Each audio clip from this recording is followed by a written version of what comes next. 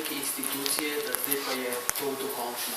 Ekumenizem je kot na nek način, če bi vedeli, sveti krst, zakrament, v katerem, ko ga enkrat prejmemo, je potrebno ponovno, vedno znova premljevati, vedno znova se poglavljati za svoje ved.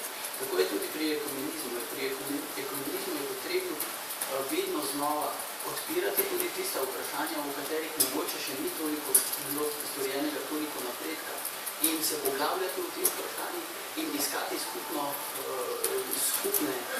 točke in prihajati na nek način tudi do skupnih ciljev. Čim se lahko zediš kot ugotovljenc? Zediniti se moramo v bistvenih stvareh. V manj bistvenih, obrobnih lahko ostanejo cerkve to, kar so, in vendar skupaj postanejo ena cerkev. To je obrazec, ki ga uporablja tudi sedanji papež, ko govori o prihodnji edinosti.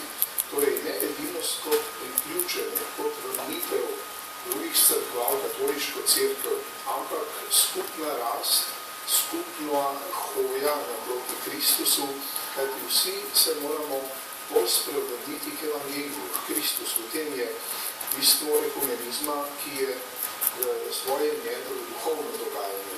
To ni politično ali cerkveno-politično dogajanje, ki bi se sklenilo morda s nekim vrhom, s podpisom nekega zedinjenja pogodbe, ki bi se ga razglasili pastiri, vrhovni pastiri cerkva in bi potem to veljalo.